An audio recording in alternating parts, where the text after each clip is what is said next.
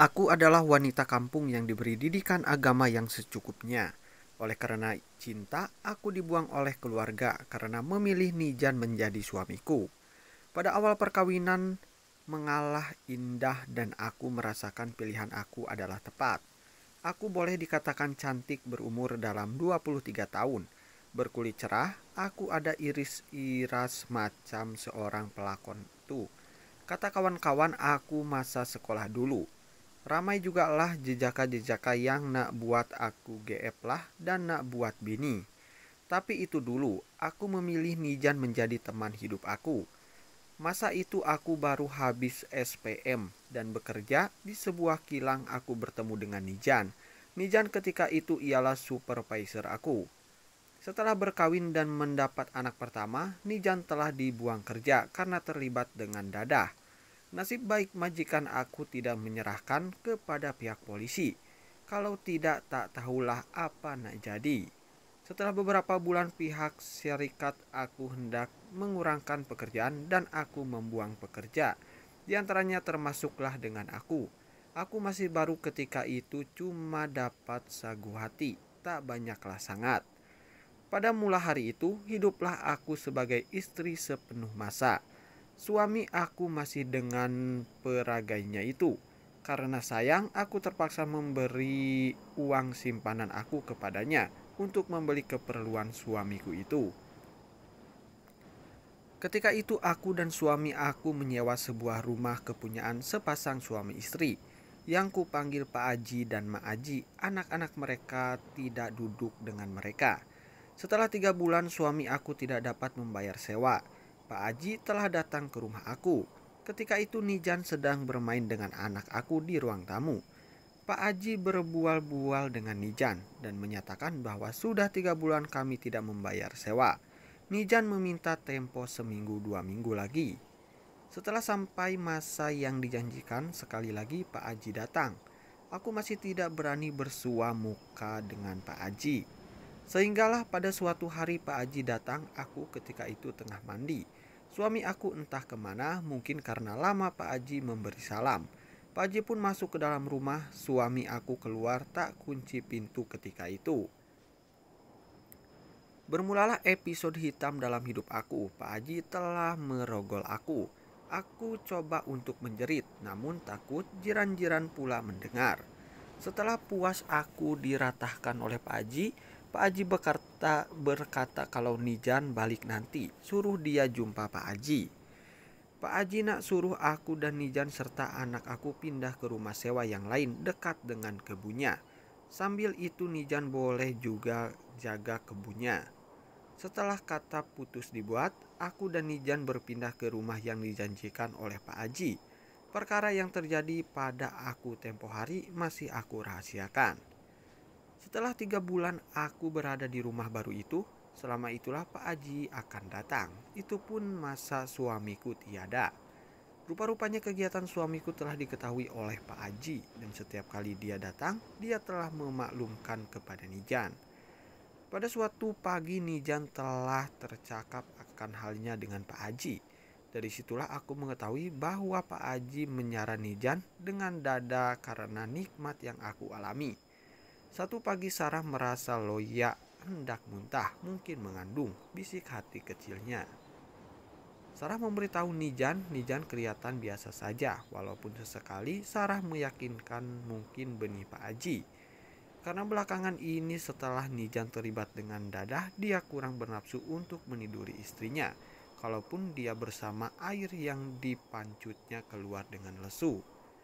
Sarah memberitahu Nijan untuk bertemu dengan Pak Haji. Kalau Mak Haji ada, katakan baja dan racun sudah habis. Kalau Mak Haji tak ada, beritahu Pak Haji yang Sarah hendak jumpa. Selang beberapa jam Pak Haji tiba semasa Sarah dan Nijan sedang membersihkan halaman rumah. Nijan dan Sarah menghampiri Pak Haji dan mereka duduk di atas pangkin di bawah pohon jambu bol.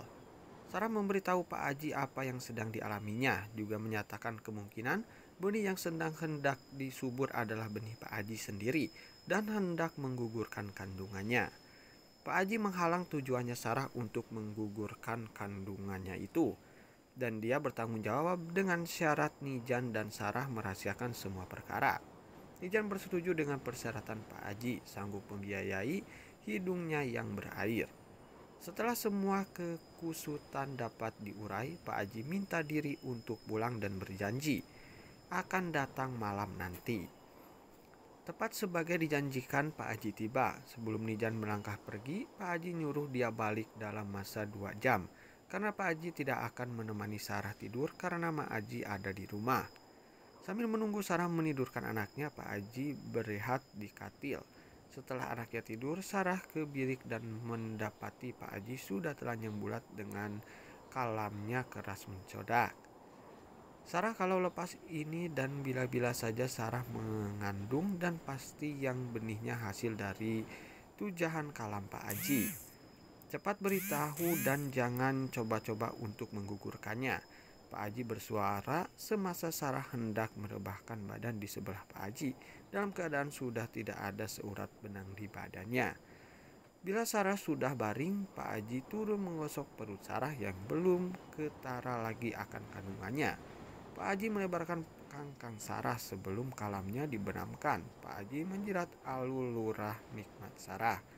Setelah pulas dan Sarah sendiri sudah menyerah, Pak Haji membenamkan kalamnya yang disambut penuh takjim. Dengan satu kemutan mesra oleh lubang lemban nikmat Sarah, Pak Haji mendayung hingga lengguh seluruh anggota badan Sarah sebelum mereka sama-sama sampai puncak jaya yang membuatkan Pak Haji tersenyum puas. Semasa Sarah sedang mengenakan pakaian, Nijan balik dan senyum melihat Pak Haji bersandar di sofa sambil mengisap rokok daunnya.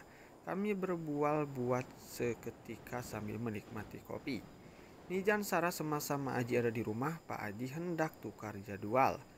Akan datang hanya di sebelah pagi dan engkau Nijan jangan kemana-mana, duduk rumah jaga anak agar nanti dia tidak mengganggu, Pak Haji bersuara. Tahu ajalah kalau benih yang baru ditanam mesti dijirus air tiap-tiap hari baru ianya tumbuh subur. Pak Haji bersuara lagi sebelum melangkah pergi. Saya paham, balas Nijan pendek. Pagi esoknya Pak Haji datang dan terus ke bilik tidur. Nijan berada di belakang rumah membersihkan kebun. Melihatkan yang Pak Haji sudah bersedia, Sarah memanggil Nijan untuk memerhati anak mereka yang leka bermain di laman.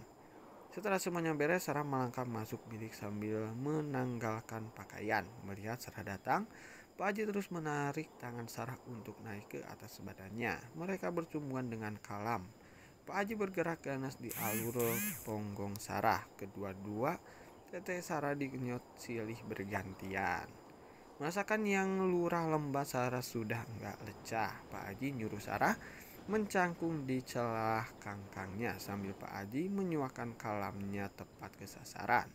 Merasakan yang kepala kalam Pak Haji sudah mulai hendak menerjang masuk, Sarah menurunkan badannya membuatkan kalam Pak Haji hilang dari pandangan. Nah, berikut adalah alur cerita untuk hari ini dan pastinya juga akan ada alur cerita baru dari channel ini. Jadi jangan lupa like, comment, share, dan subscribe. Terima kasih.